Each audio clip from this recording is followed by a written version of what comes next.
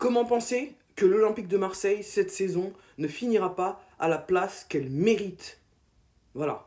Pas de spéculation, pas de fantasme. Nous avons un collectif aujourd'hui et des individualités qui ne sont pas à la hauteur des objectifs fixés en début de saison ou en début de saison dernière.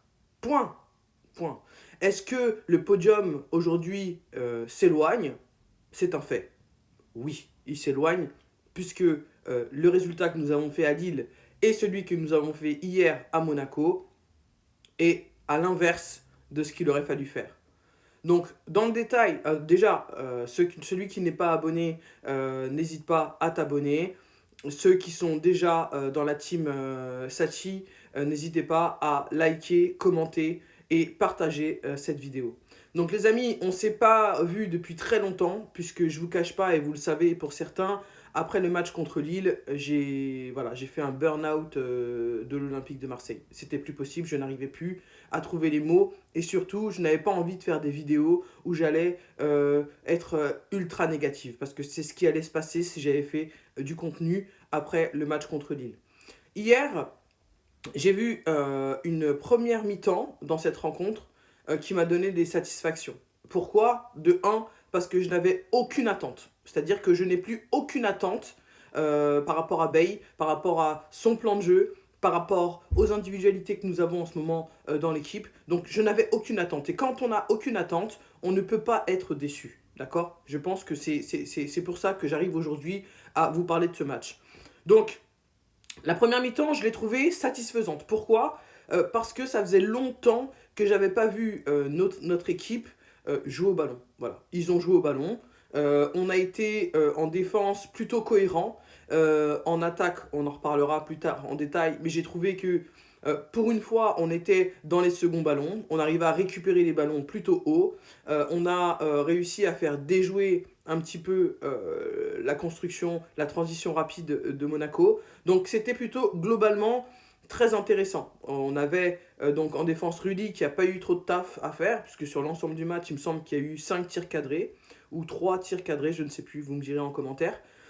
Donc ça veut dire que quelque part, notre réponse défensive en première mi-temps a été correcte, plus que correcte, avec notamment un Egan Riley qui n'a pas été titulaire depuis Mathusalem et qui, malgré sa lourdeur et le fait qu'on voit et qu'on sent qu'il est lent et qu'il est en surpoids, hein, on va pas, voilà, hein, comme j'aime. Donc, malgré ça, on était en bloc. On a réussi à défendre en bloc. Et malgré les deux, trois fulgurances de Monaco, notamment avec Akliouche, où on a vu hein, son petit 1-2 avec Balogun en aile de pigeon, tout ça, on sent que techniquement, Monaco est capable d'avoir des fulgurances en première mi-temps, mais voilà, c'est nous qui avons été pendant, on va dire, 20 minutes dans cette première mi-temps au-dessus. On a produit du jeu. On a produit du jeu, on a réussi à se retrouver dans la zone de vérité, mais beaucoup trop de déchets dans les 25-30 derniers mètres. La dernière passe, la frappe au but qui part en Hollande. Je trouve que on a vu le symptôme clair d'une équipe malade. C'est-à-dire que d'attaquants qui finalement se procurent de belles occasions, mais qui n'arrivent pas à les concrétiser. C'est exactement ce qu'on a vu en première mi-temps. Très, très, très frustrant.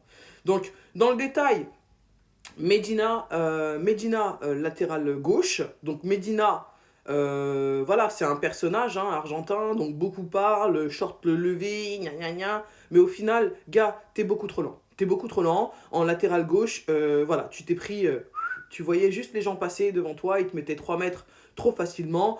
Donc Medina, défensivement, out, pas bon, pas au niveau. Offensivement, je l'ai trouvé là. Je l'ai trouvé là, j'ai trouvé plutôt remuant, je l'ai trouvé dans la projection. D'ailleurs, il a à son actif sur ce match une passe D, donc pour la réduction du score de Gouiri en seconde mi-temps. Donc, offensivement, pourquoi pas? Potable. Mais défensivement, non, beaucoup trop juste. Voilà. On avait Pavard qui a été finalement celui qui a causé le deuxième but, hein, donc un super une super technique hein, de Balogun devant Rudy qui, pour certains, était bien placé pour fermer l'angle pour une frappe sèche, et pour d'autres, était beaucoup trop avancé à l'accoutumée et qui aurait dû être beaucoup plus reculé sur sa ligne et arrêter voilà, cette frappe, ce lob de Balogun. Bon, c'était comme ça, c'est comme ça. Bref, c'est un débat. On verra bien ce que vous en direz plus tard. Weah, pardon, sur la droite, donc puisqu'Emerson est rentré beaucoup plus tard. Weah, il est à l'image de voilà, son rendement depuis le départ de De Zerbi, depuis l'arrivée de Bey, où on le sent emprunté, beaucoup moins inspiré. Donc voilà, il a été un petit peu à cette image-là tout le match, Weah. Donc pas au niveau où on l'attend encore en cette période de la saison. Donc on avait qui On a Traoré. Traoré, c'est trop juste. C'est trop juste. Ceux qui me verront des qualités pour le niveau de l'Olympique de Marseille en Traoré, venez me parler. Venez m'expliquer en quoi Traoré a le niveau pour jouer chez nous avec les objectifs qu'on a. Pour moi, c'est beaucoup trop léger. Traoré, ça ne va pas. Tu as raté une tête, frérot. Une tête, t'étais à 1m30, 1m50 de la cage. Ta tête, elle part à 3 mètres à côté du but. Ça, c'est le genre de choses. Alors, soit c'est symptomatique du malaise, la dépression de nos joueurs, soit c'est symptomatique d'un manque de technique individuelle intrinsèque. Voilà, point. Réglé. Højbjerg, j'ai trouvé. En fait, vous savez quoi?